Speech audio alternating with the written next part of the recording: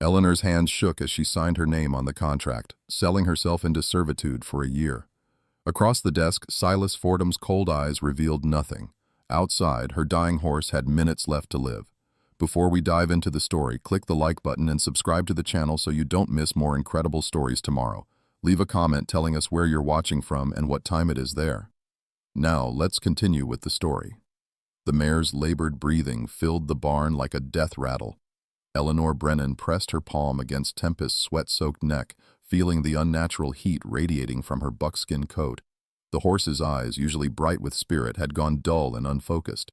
Her sides heaved with each tortured breath. "How long does she have?" Eleanor's voice cracked on the last word. Dr. Garvey packed his instruments with deliberate slowness. "Without treatment? Hours? Maybe less." He straightened, wiping his hands on a rag already stained with the evidence of too many lost animals. "The colics turned severe. There's likely a twist in her gut. I can try to save her, but my fee is $200. Cash, up front." $200. Eleanor had $8.30 to her name. The mortgage payment on the homestead was already 3 months overdue. Her husband's mining tools sat rusting in the corner, worthless since the accident that killed him 8 months ago. No one was hiring. No one was buying. The bank had already refused her a loan twice. "I don't have it." The words tasted like ash. "Then I'm sorry for your loss, Mrs. Brennan." Garvey moved toward his wagon. "Wait." Eleanor's mind raced through every possibility, every avenue already exhausted. The wedding ring on her finger caught the afternoon light. She'd tried selling it yesterday. The jeweler offered $15. $15 for the symbol of the only happiness she'd ever known. Tempest whimpered, a sound no horse should make. Eleanor's throat tightened. This mare was the last piece of her husband still breathing. Thomas had given her Tempest on their wedding day, laughing as the spirited buckskin had nipped at Eleanor's hat. "She's got your fire," he'd said, his eyes full of love that felt impossible now, like a dream from someone else's life. "There has to be something," Eleanor whispered. Garvey paused at the barn door. "Unless you've got collateral the bank wants, or you're willing to do something desperate, that horse is done." Something desperate. The words hung in the dusty air. Eleanor thought of the notices posted outside the general store. Silas Fordham seeking a housekeeper. 6-month service for $150. Everyone in Copper Ridge knew Fordham's reputation. Cold, ruthless, worked his staff like mules and showed as much warmth as a January blizzard. But he had money, more money than anyone in the territory. Eleanor's decision crystallized in the space between Tempest's labored breaths. She pulled herself to her feet, legs trembling. "Tell me where to find Silas Fordham." 3 hours later, Eleanor stood in the study of the Fordham estate, a sprawling ranch house that made her modest homestead look like a children's playhouse. Silas Fordham sat behind a massive oak desk, his face carved from granite and just as forgiving. Salt and pepper hair, broad shoulders, hands scarred from years of ranch work. He studied the paper she'd placed before him with the same expression he might give a dying calf. "You're asking me to pay you $200 today," he said, voice flat and measured, "in exchange for 1 year of service instead of 6 months. Yes, that's indentured servitude, Mrs. Brennan. You understand what you're proposing?" Eleanor's fingernails bit into her palms. "My horse is dying.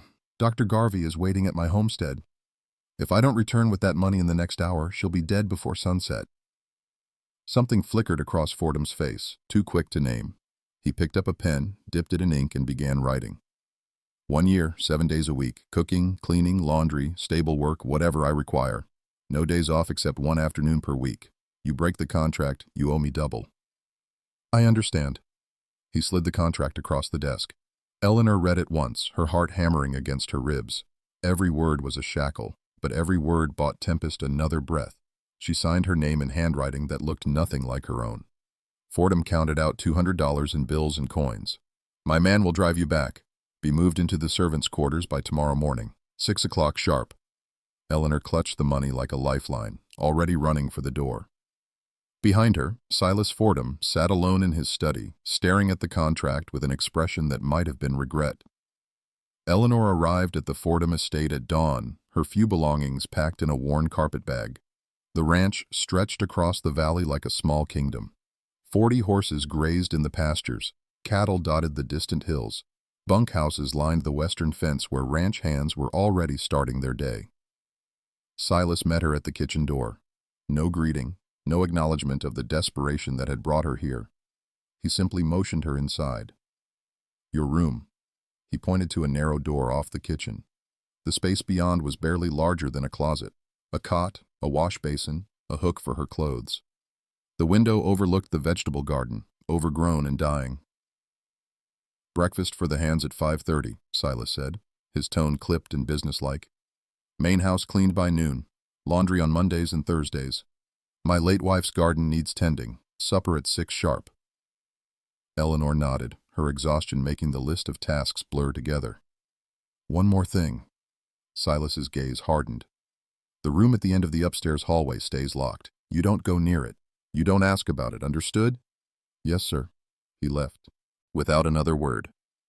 Eleanor stood alone in the kitchen, listening to his boots echo through the house. The silence that followed felt like a held breath. The first day nearly broke her. Cooking for 12 hungry men who barely glanced her way. Scrubbing floors in a house so large she lost count of the rooms. The laundry alone took 4 hours, her hands raw from lye soap and scalding water. By the time she stumbled to her room that night, every muscle screamed. But Tempest was alive. Dr. Garvey had sent word that afternoon. The mare had survived the treatment, though recovery would take weeks. Eleanor clung to that single piece of hope like a drowning woman clings to driftwood. 3 days passed in the same brutal rhythm. Silas spoke to her only to give instructions or point out mistakes. His presence filled rooms like winter cold. The ranch hands avoided eye contact with both of them. Eleanor understood quickly that this was a house wrapped in something unspoken and suffocating. On the 4th night, Eleanor woke to the sound of music. She sat up, disoriented. The melody drifted through the floorboards above her, sad and achingly beautiful. Piano keys struck with the kind of precision that came from years of practice. She crept into the hallway, following the sound. It led upstairs to the locked room Silas had forbidden her to approach. Through the gap beneath the door, lamplight flickered. The music continued, each note heavy with grief so thick Eleanor could almost taste it. She pressed her hand against the wall, listening. The melody spoke of loss deeper than words could hold. After several minutes, the music stopped abruptly. Footsteps approached the door from inside. Eleanor fled back to her room, heart racing. She lay awake until dawn, wondering what kind of sorrow could produce such beauty, and what kind of man would lock it away behind a door no one else could enter. The next morning, Silas looked even more haggard than usual. Dark circles shadowed his eyes. His movements were slower, heavier. He said nothing about the music, and Eleanor knew better than to ask. But she'd heard something in those notes that changed everything. Beneath the ice and granite exterior, Silas Fordham was drowning in a pain that matched her own. Eleanor's first afternoon off came after 2 weeks of relentless work. She hitched a ride with one of the ranch hands heading into Copper Ridge, then walked the final mile to her homestead on foot. Her legs ached, but the thought of seeing Tempest pushed her forward. The barn came into view first. Something was different. Eleanor quickened her pace, her heart climbing into her throat. The sagging door had been repaired. New hinges gleamed in the afternoon sun. She pushed inside and froze. Fresh hay, golden and sweet-smelling, filled the stalls. The water trough had been mended, no longer leaking precious water into the dirt. And stacked against the far wall sat burlap sacks of grain, the expensive kind that promoted healing and strength. Tempest stood in her stall, head up, eyes bright. The mare whickered at the sight of Eleanor, a sound of recognition that brought tears flooding down Eleanor's face. "Hey, girl." Eleanor wrapped her arms around Tempest's neck, breathing in the familiar scent of horse and hay. The mare's coat shone with health. Someone had been brushing her. Someone had been caring for her with the kind of attention that required time and money. Eleanor searched every corner of the barn for a note, some explanation. Nothing. She checked the house, empty except for dust and memories. Back outside, she examined the repairs more closely. Professional work, recent, within the last few days. The grain sacks bore the stamp of Halstead's feed store, the most expensive supplier in 3 counties. Eleanor did the math in her head. This amount of care, these supplies, the labor, it had to cost at least $50, more than she'd earn in 2 months of service. Who would do this? She had no family nearby, No friends with this kind of money. The townspeople of Copper Ridge had made their opinions clear when she'd first arrived as a bride from Philadelphia.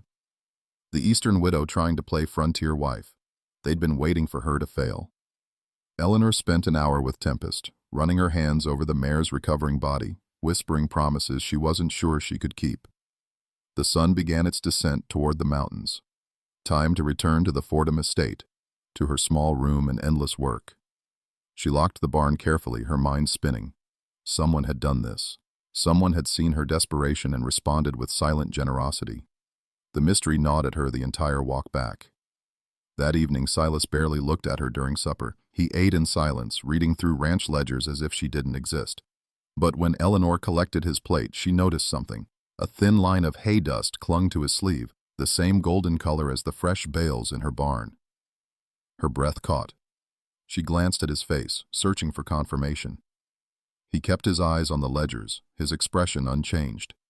But his jaw tightened almost imperceptibly, like a man caught in a lie he had no intention of confessing.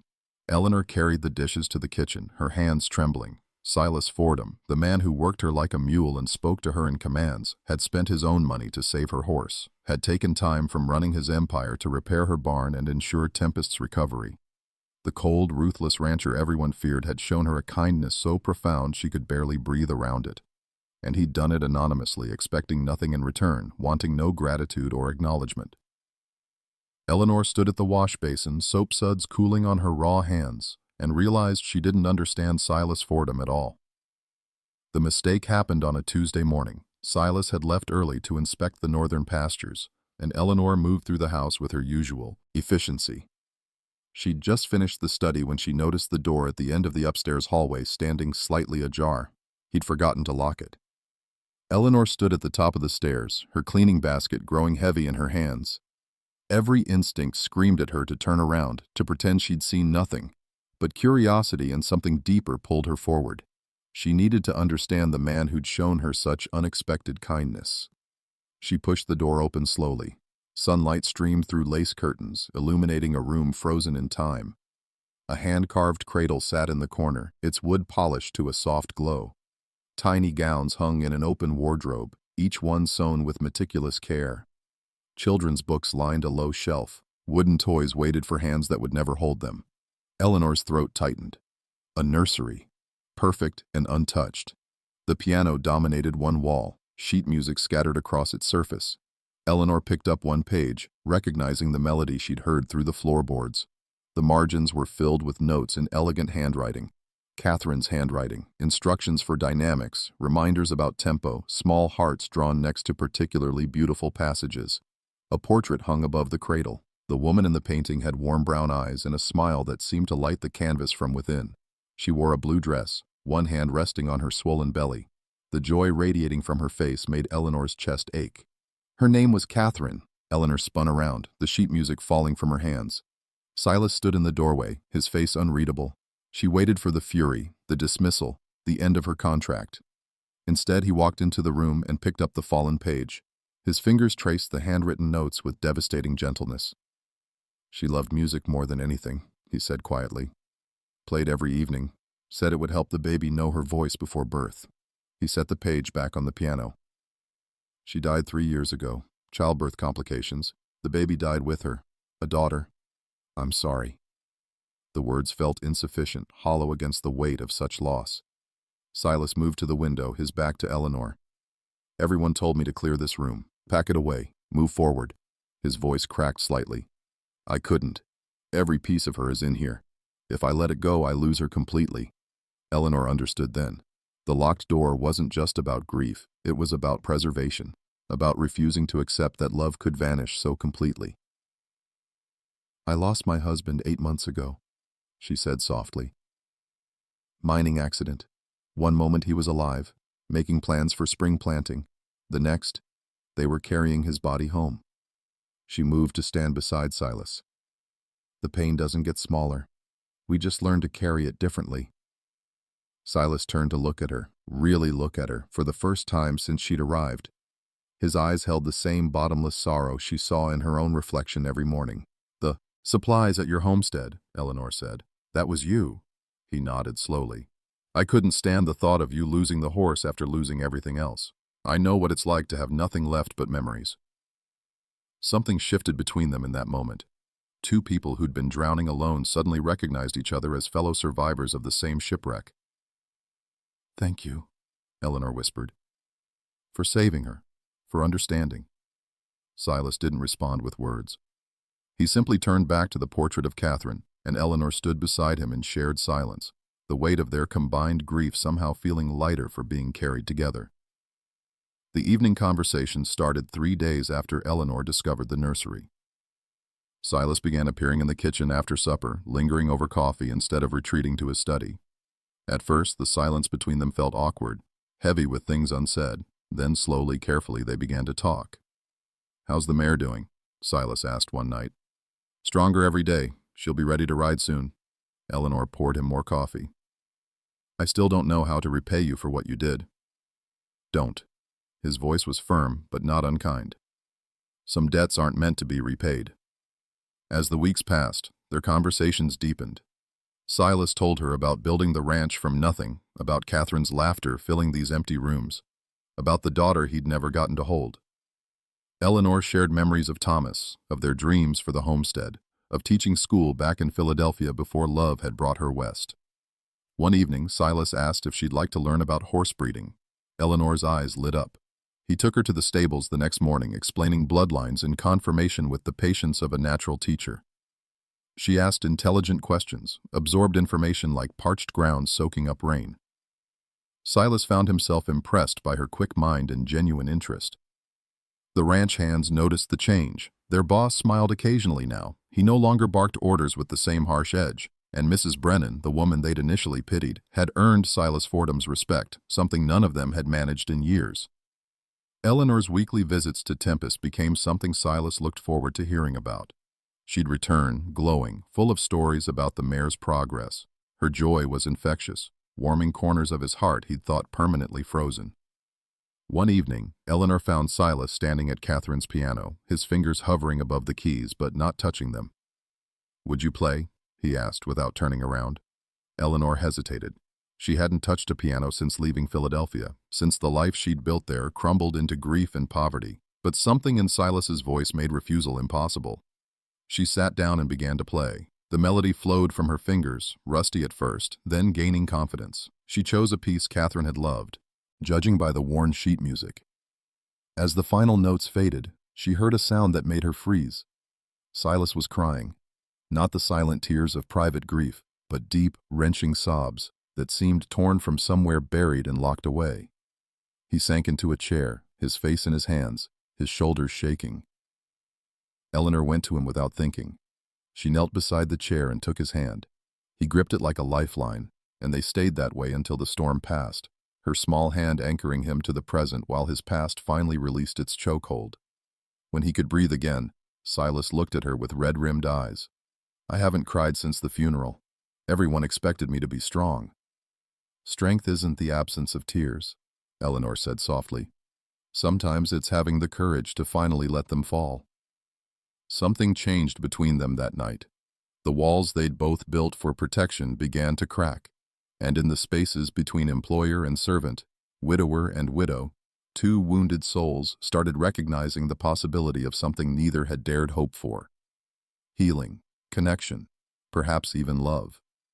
Eleanor stepped into Halstead's general store and felt the temperature drop.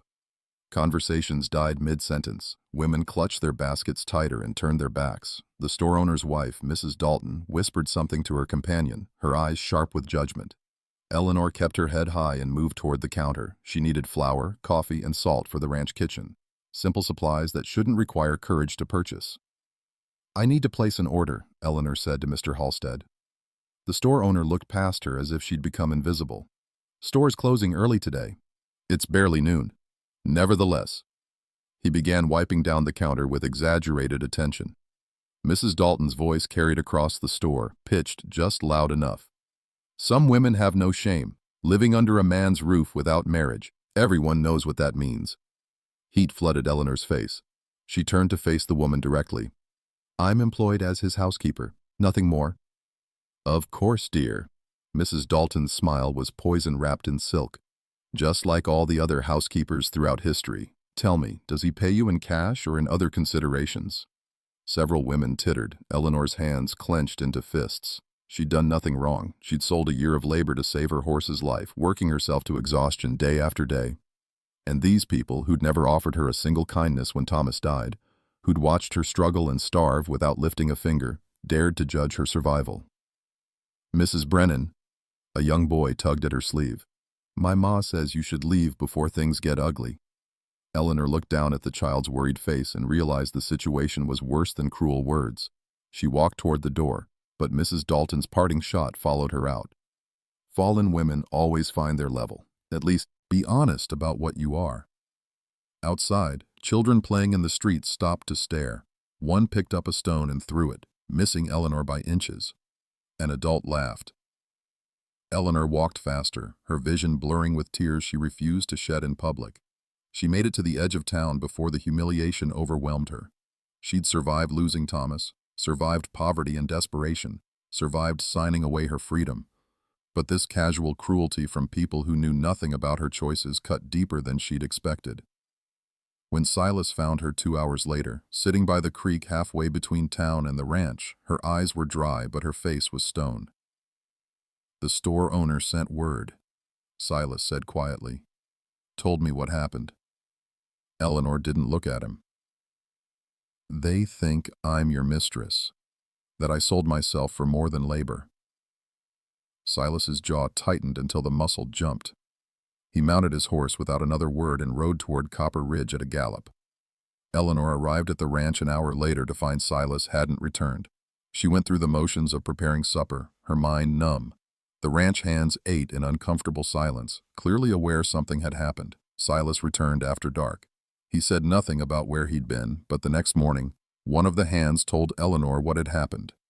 Silas had ridden into town and confronted the gossipers in the middle of the street. He'd defended Eleanor's honor in front of everyone, his voice carrying the kind of cold fury that made grown men step back. He'd made it crystal clear that anyone who disrespected her disrespected him and would find themselves unwelcome in every business he patronized, which in Copper Ridge meant nearly everywhere. The town had gone silent, but Eleanor knew the truth. Defending her honor wouldn't erase the stain on her reputation. The damage was done. 6 more months of her contract remained, and then what? She couldn't return to a town that had branded her a fallen woman. She had nowhere to go and no future beyond these ranch walls. The stranger arrived on a Thursday, riding a horse too fine for an honest man. Eleanor was hanging laundry when she heard the unfamiliar voice at the front door, sharp and demanding. She moved closer, dread pooling in her stomach before she even recognized who it was. Clayton Brennan, Thomas's older brother. I'm here to see my sister-in-law, Clayton announced, pushing past Silas without invitation. His eyes found Eleanor in the hallway, and his smile made her skin crawl. There you are, Eleanor. We have business to discuss. You have no business here. Eleanor's voice came out steadier than she felt. On the contrary. Clayton pulled papers from his coat. As Thomas's eldest brother and only living male relative, I have certain legal rights regarding the homestead. Since you're childless and clearly unable to manage the property, it should transfer to family. To me. That land is mine. Thomas left it to me. Thomas left. You nothing in writing. Clayton's smile widened. Territorial law favors blood relatives in disputed claims. But I'm a reasonable man. I'm willing to negotiate. Silas stepped forward, his presence filling the room. Mrs. Brennan's property rights are not in dispute. You need to leave. Clayton ignored him, his attention fixed on Eleanor. I've heard about your arrangement here, living under Fordham's roof, playing house. What would Thomas think of his widow selling herself like common goods? Get out! Eleanor's voice shook with fury. Not until we reach an understanding. Clayton moved closer, and Eleanor caught the smell of whiskey on his breath.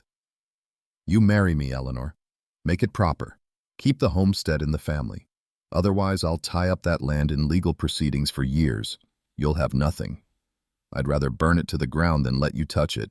Clayton's expression darkened. His hand shot out and grabbed Eleanor's wrist, yanking her close. You forget your place, woman. You're nobody now. No husband, no protection, no future except whatever scraps Fordham throws you. Silas moved with startling speed. He seized Clayton by the collar and physically hauled him toward the door. Clayton struggled, cursing, but Silas was stronger and angrier. He threw Clayton onto the porch with enough force to send him stumbling. "You come near her again, I'll break more than your pride," Silas said, his voice deadly calm. Clayton straightened, brushing dust from his coat. His eyes gleamed with malice. "Big mistake, Fordham. You just made an enemy." He looked past Silas to Eleanor. "That horse of yours, Eleanor. Accidents happen on the frontier. Animals left alone in isolated barns. Such vulnerable creatures." The blood drained from Eleanor's face. Clayton smiled, knowing he'd found her weakness. "You have 2 weeks to reconsider," he said, mounting his horse. "After that, I stop being reasonable." He rode off, leaving Eleanor trembling. Silas turned to find her white as paper, her hand pressed to her mouth. "He'll hurt Tempest," she whispered. "He's cruel enough, vindictive enough. Thomas always said Clayton enjoyed causing pain." Silas took her shaking hands in his. "I'm sending 2 men to guard your homestead tonight, starting now. He won't touch that horse. You can't spare men for this. The ranch can manage." His grip tightened. "Eleanor, look at me. I won't let him hurt you or anything you love, I promise." Eleanor wanted to believe him, but she'd seen the look in Clayton's eyes. This wasn't over. He'd come to take what he thought was owed to him, and he'd destroy whatever stood in his way, including her, including Tempest, including whatever fragile connection was growing between her and Silas. 2 guards stationed themselves at Eleanor's homestead within the hour. Silas also hired a lawyer from Helena to begin legal proceedings securing Eleanor's property rights. The paperwork would take weeks, maybe months. Clayton had time to cause damage, and they both knew it. The days following his visit felt like waiting for a storm. Eleanor jumped at every sound. She couldn't eat, couldn't sleep. The weight of Clayton's threat pressed down on her until breathing became difficult. On the 5th night, Silas found her in the kitchen long after midnight, staring at nothing. He sat down across from her without speaking, simply being present in her fear. "I can't lose her," Eleanor finally said. "Tempest is all I have left of Thomas. If Clayton hurts her, if he takes that away, I don't know how I'll survive it." "He won't." Silas reached across the table and took her hand. The gesture felt natural now, necessary. "Eleanor, I need to tell you something." She looked up, seeing something in his face that made her heart stutter. "I've fallen in love with you." The words came out quiet but certain. "I know the timing is terrible. I know you're bound by contract and facing threats from Clayton. But I can't keep pretending I don't feel this way." Eleanor's breath caught. "Silas, let me finish." He tightened his grip on her hand. "When Catherine died, I thought I was done. Thought love was something I'd had once and lost forever. Then you came here, desperate and fierce and refusing to give up even when everything was stacked against you. You reminded me what it means to be alive." Tears spilled down Eleanor's cheeks. "The town already thinks I'm your mistress. If they knew we actually care for each other, they'd say I manipulated you, that I'm a gold digger who trapped a grieving widower. I don't care what they think. I care." Eleanor pulled her hand back, wiping her face. "I care because I've lost everything else. My reputation is all I have left to protect, and I care because—" She took a shaky breath. "Because I love you too, and I'm terrified of what that means." Silas stood and moved to her side of the table. He knelt so they were eye level, his hands framing her face with devastating gentleness. "After your contract ends," he said, "when you're free to make choices without obligation or coercion, I want to ask you properly.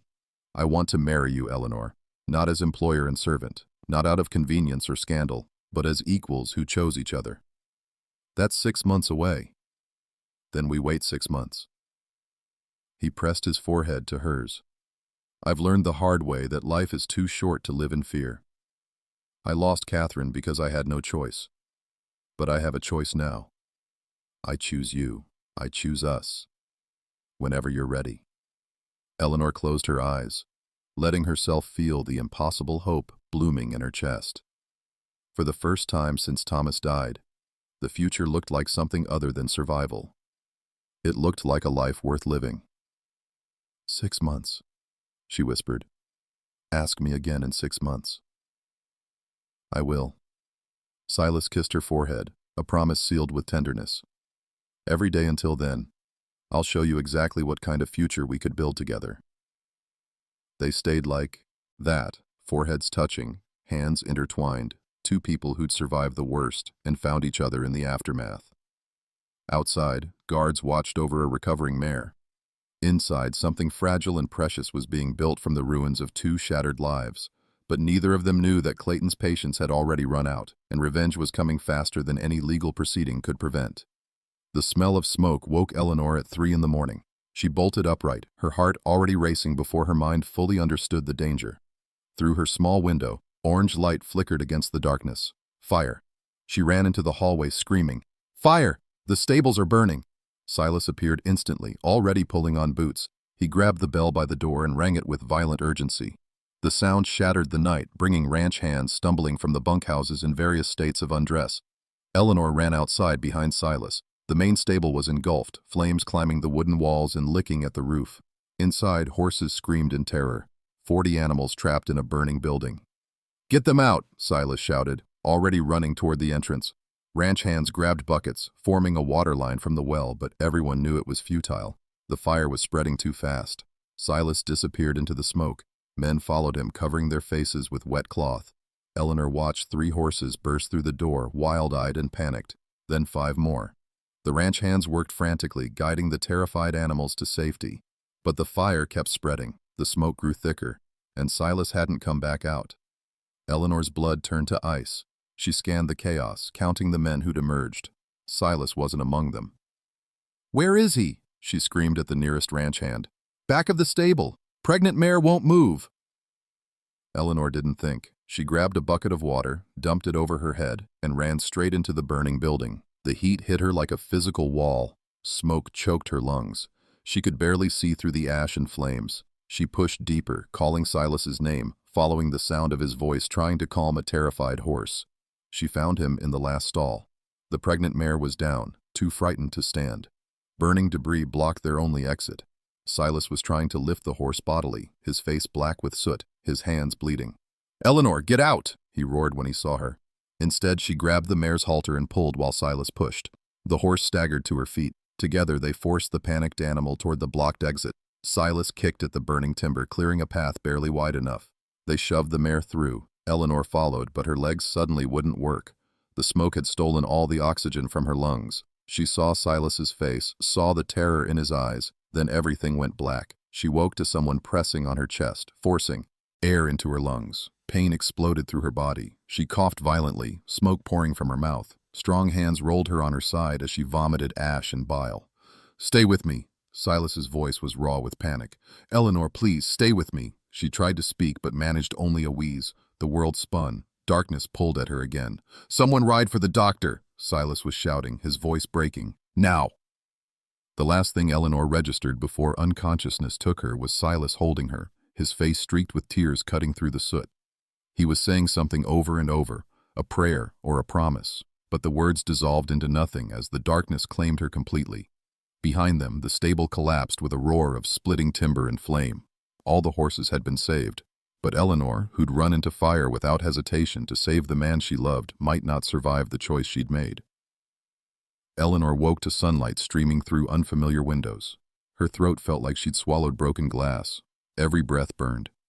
She turned her head slowly and found Silas asleep in a chair beside the bed, his hand wrapped around hers, his face haggard with exhaustion. "Silas," she whispered, the word barely audible. His eyes opened instantly. Relief flooded his features so completely it made her chest ache. "You're awake. Thank God you're awake." "How long?" 3 days. He moved to the bed, brushing hair back from her forehead. "The doctor said you breathed in too much smoke. Your lungs were damaged. We didn't know if—" His voice broke. "I thought I'd lost you." Eleanor squeezed his hand weakly. "The horses?" "All saved, including the pregnant mare. She foaled yesterday, a healthy filly." Silas's expression darkened. "They arrested Clayton. Found evidence he set the fire. Kerosene cans hidden near his camp outside town. He wanted to destroy the ranch, hurt me for defending you. He almost succeeded." "No."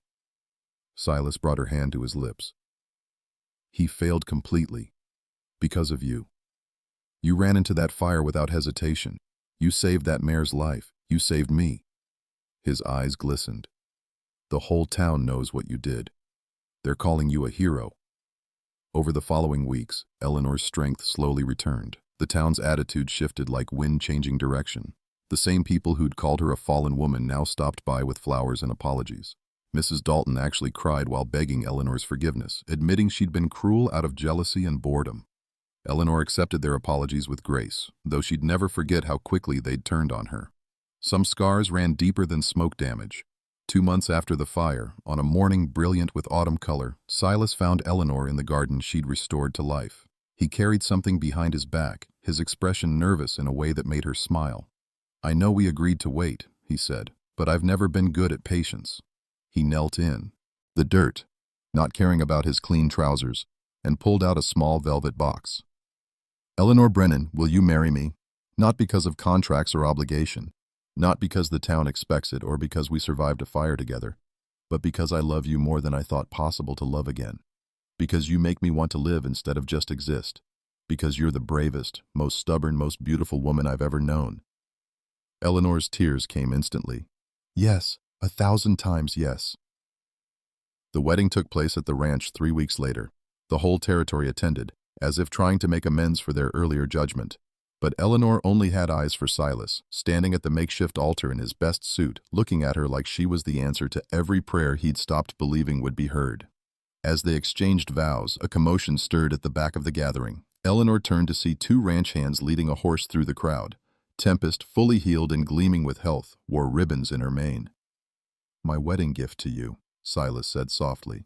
"The mare who started everything, who gave me the chance to meet the woman who'd change my life." Eleanor threw her arms around him, laughing and crying simultaneously. The crowd erupted in applause. But the biggest surprise came after the ceremony. Silas led Eleanor upstairs to Catherine's room. The door stood open. Inside, the nursery remained, but new additions filled the space. A writing desk by the window. Bookshelves for Eleanor's volumes. Fresh curtains letting in light. The past and future coexisting peacefully. "Catherine would want this," Silas said. "She'd want me to be happy again. To love again. To let the light back in." Eleanor looked at the man who'd bought her freedom to save her horse, who'd defended her honor when the town turned cruel, who'd loved her through grief and fear into something neither of them thought they deserved. A second chance, a new beginning, a future built on ashes that had been transformed into hope. She kissed him there, in the room that held both their pasts, and felt only gratitude for the journey that had led them here. 2 broken souls who'd found each other in the darkness and chosen to walk toward the light together.